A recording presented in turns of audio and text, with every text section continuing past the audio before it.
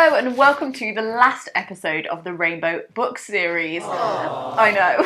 Just in case you're catching the tail end of this historic journey, I have been giving you a little insight into my bookshelves by colour. Yes, I organise my books by colour. No, it is not up for debate. Thus far, you've seen all the colours in the rainbow. You've seen the red, you've seen the gold, you've seen the orange, you've seen the yellow, you've seen the green, you've seen the black and white, and finally, you're getting to see the blue. Now, blue is probably one of my favourite colours a book can be. It's the colour of water. It's the colour of medical memoirs. It's the colour of mystery. And today, it's the colour of mourning. I am sad to finish this series, but I'm also really excited to do other concepts for book videos. And if you don't know, I've actually moved house since starting this series, video about that up here, which means actually this video is a lie and I actually no longer live near those shelves. I pre-filmed those bits before we moved just because I wanted to finish the series for you guys. So actually I don't have a lot of those books with me. A lot of our books are in storage and I meant to keep the blue ones out and somehow I failed.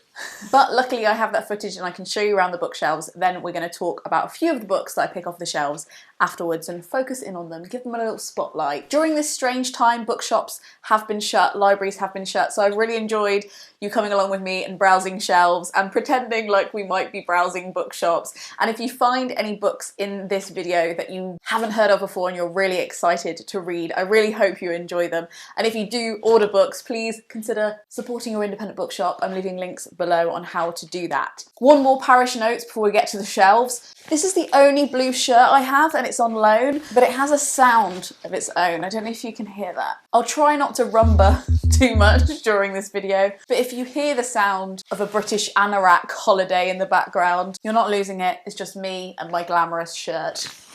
Onto the bookshelves. So here we are. I'm down on the floor where I belong. Here's all the rainbow bookshelves, and here we are at the blue station. Now the blue station consists of this one, which is 2 books thick, this one, which is 3 books thick, and then we also have some spare poetry stuff over here that I'm going to go over. So strap in. I hope you've got a very long cup of coffee, and we shall begin. This is one of the books I feel most guilty about not reading yet. It's called Heap House by Edward Carey. Honestly, it looks just up my street. I'm reading the series of unfortunate events books at the moment, and this seems very much in keeping of this. I've got a signed copy by the author and I literally have no excuse for not reading this, so actually maybe I'll keep this out so I can read it. The Elegance of the Hedgehog is one of the best books I've read this year. It's a actually, I'm speaking too much already. We need to move on. I'm going to put this on the pile of things to talk about. The Switch by Beth O'Leary. This is a proof copy, but I've loved Beth O'Leary's work in the past. Beyond the Pale. This is a book about albinism that Jen always recommends, my friend Jen. It's published by Jacaranda Books, who are an independent publisher, and I'm really excited to read that one at some point. I've only just got it, so. The Boy Who Swam with Piranhas. I keep this purely for aesthetic reasons. I will read it, and I do like David Armand, but look at the inside of this book. Oh my god. And I just adore the combination of the photography of the mountains and the thing, and then the like 3D drawing. I just think Oliver Jeffers, who's the illustrator, is like one of my favourite illustrators. So again, this is kind of one I own because I think it's beautiful. Under Solomon Skies is another one I've talked about before. Again, Jacaranda. The Lonely Fujita by Abigail Mann. This is again one I'm really excited to read. The Bookshop Book by Jen Campbell. The Murderer's Ape, which is one of Craig's favourite books. Minutes from the Miracle City, which is a translated book I really want to read. Practical Guide to Personal Finance. With lots of notes from me. Oh my god, how do I not know how to manage my money? Maggie Nelson, Bluettes. Look at this cover, oh my god. I actually saw the original art designs for this because I used to work at the publisher. This is all part of like a really beautiful real watercolour collage, and it's stunning. This book is anti-racist. This book was here because the spine is blue, but I just got this and it's kind of for kids, but it just came out and I thought it'd be a really helpful resource when I'm working on my own anti-racist stuff. The Ministry of Nostalgia by Owen Hatherley. I talked about this in my video all about Keep Calm and Carry On and the climate. I'll put that up there. Hamnet by Maggie O'Farrell. I think I might be the only booktuber who hasn't read this yet. This is a translated book by an Icelandic author, Miss Iceland. I loved her other book, Hotel Silence, so I'm really excited about that. Howard Jacobson, Pussy. Why add more context? I found this in a charity shop and I do want to read it at some point, but it just looks insane. The quiddity of of Will Self, and it's like an absurdist novel. The Therapist, which is another translated book. Washing Up is Good for You. Mindful Living in the Daily Grind. Linguistics, a graphic guide. We've talked about the graphic guides before on here, but they're very cool. 2 of the Penguin Modern small books, Andy Warhol on Fame and George Orwell, Notes on Nationalism. 1,000 Leagues Under the Sea. This is a classic I've always meant to get around to, and I've kept this edition because it's stunning. They're the word cloud classics, and they're really, really cool. Flush, which is a book that Virginia Woolf wrote about her dog. Adultonauts by Joe Dunthorne. Oh my god, this is one of the funniest books I've ever read. Read Me, an anthology. This is an anthology of short first chapters I helped put together in a little team of students at the end of my English MA, and we even got an ISBN and everything. You can't get it. It has a really embarrassing first chapter from a book that I wrote when I was 21 and hate. But I did design the cover. What do you think?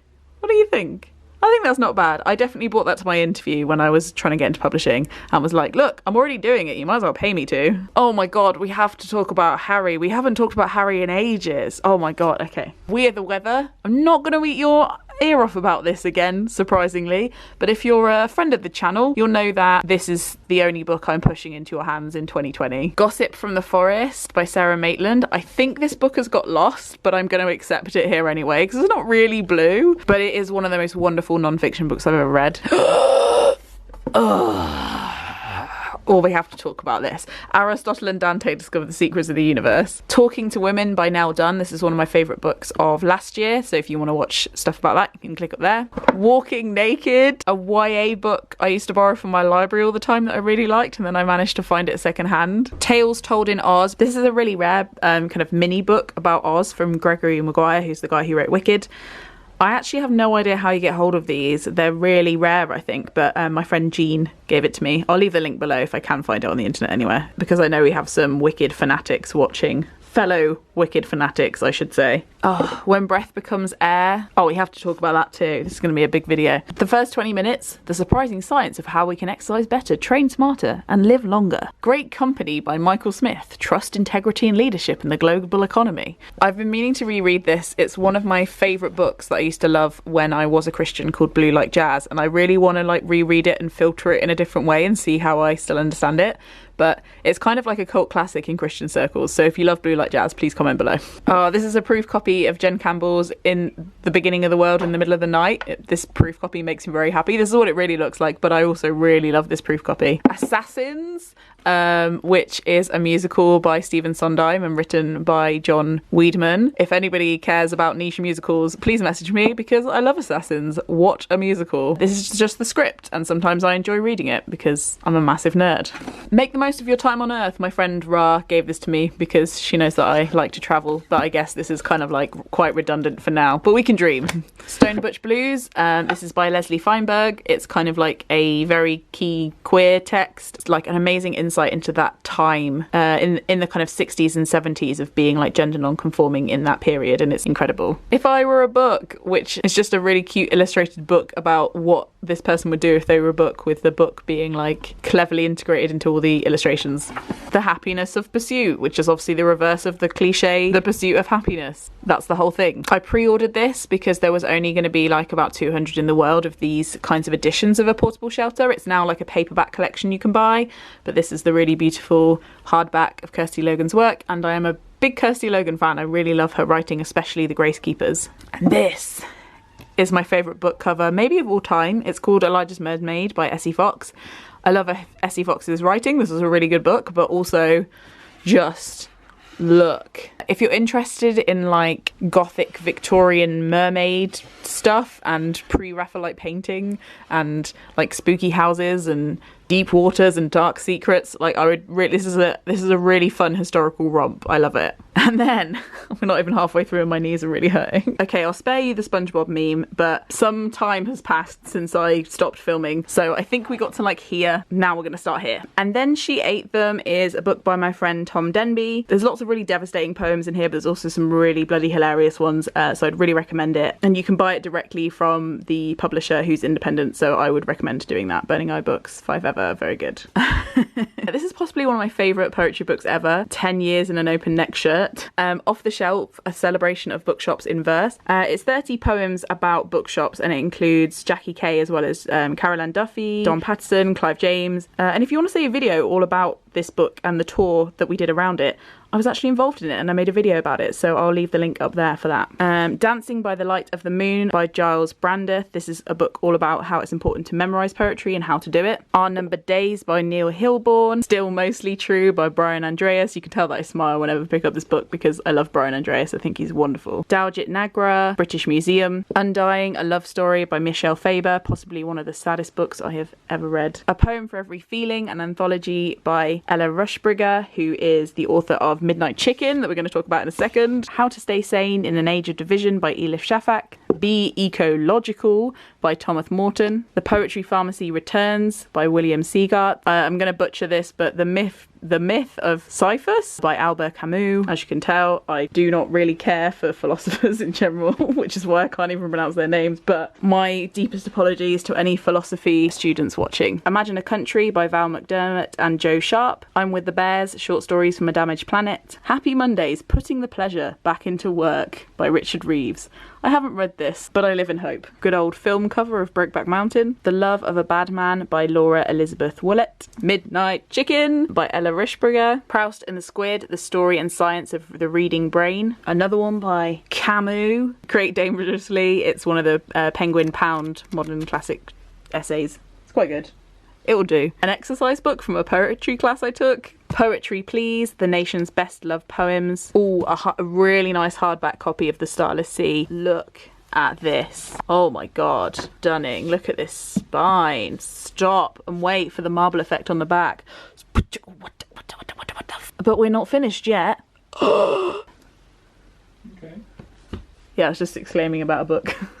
Craig thought I was in trouble because I was gasping so much. We the Drowned by Karsten Jensen. London Underground, Strangest Tales, Extraordinary but True Stories. Wonderland by Steve Johnson. Well-Read Women by Samantha Han. The Sea by Iris Murdoch. Oh, a favourite, Gone by Min Kim. A programme from the female flipped version of Company, which was incredible. If you're into musicals, by the way, I think you should listen to the Company soundtrack. It's just an undervalued treasure. All this has nothing to do with me. Monica Zambolo. This is probably one of my favourite translated books. Lowborn by Kerry Hudson, one of my favourite books of last year. Jonathan Livingston Seagull, a story by Richard Bach. Yes, I was once 17. Beginning Theory by Peter Barry. I'm a nerd that still keeps my uni books. The Most Beautiful Edition of Killing Commendatore by Haruki Murakami. What? Doesn't make any sense. The Testaments by Margaret Atwood. And oh my god, I need to read this before it haunts me forever. London by Edward Rutherford. Perhaps the longest book I've ever voluntarily purchased. And that's all the blue books. Now, let's chat.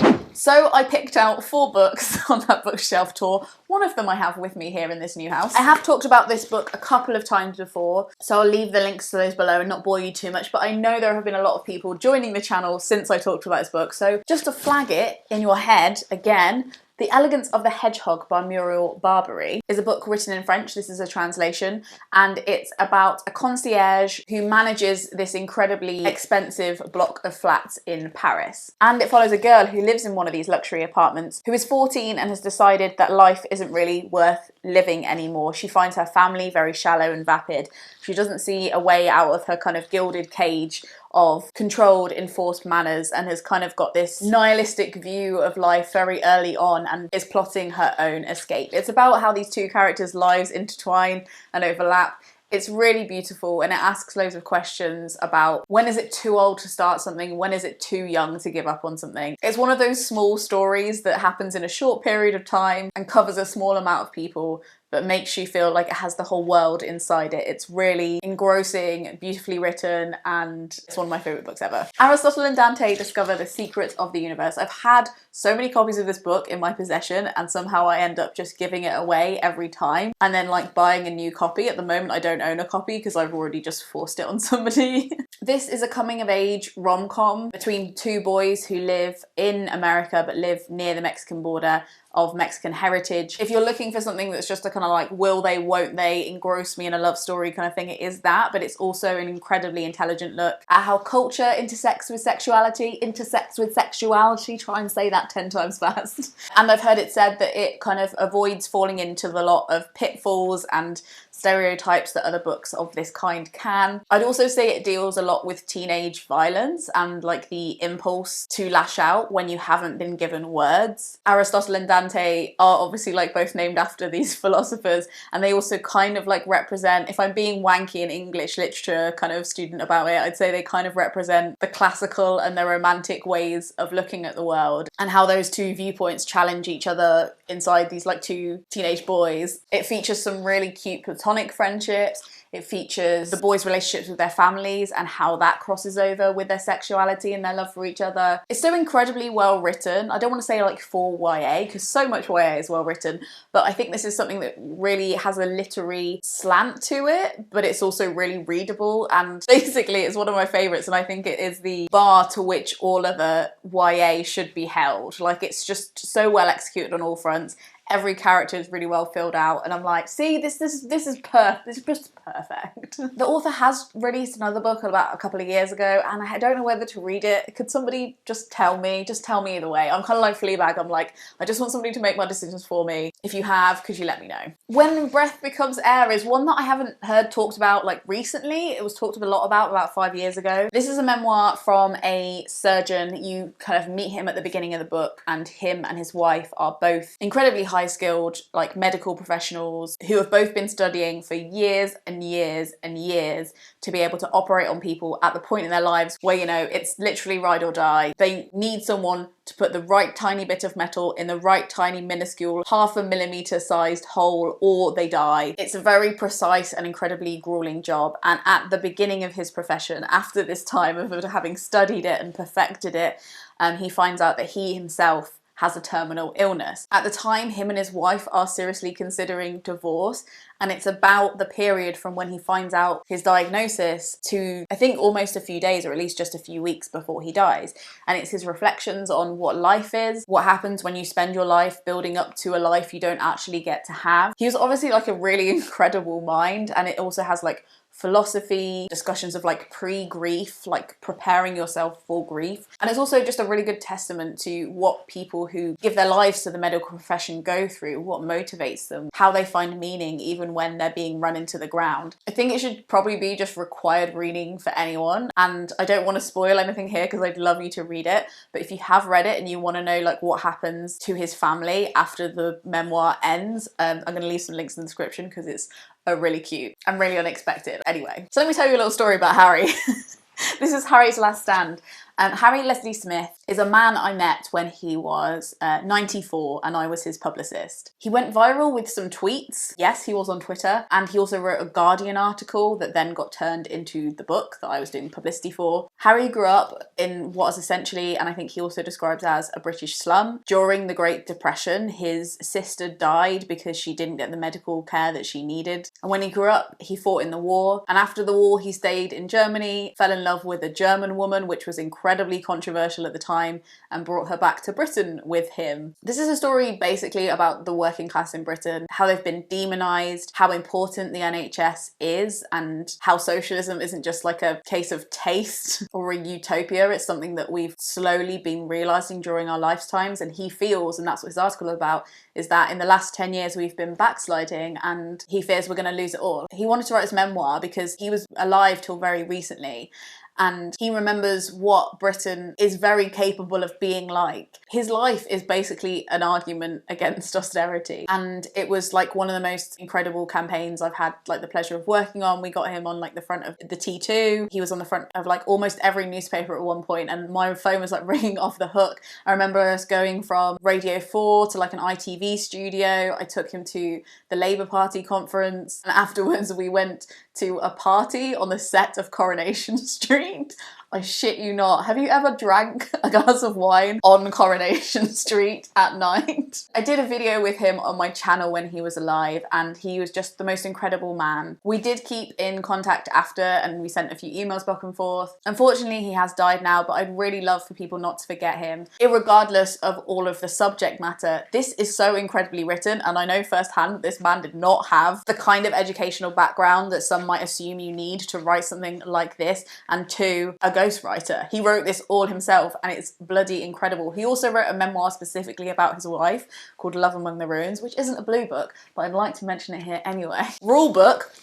It's the last day of school, mate! But this book is also flipping incredible. And if you're looking for an easy to read memoir that's incredibly well written and also has some really poignant points about poverty and change, and some would call it socialism, some would just call it sharing.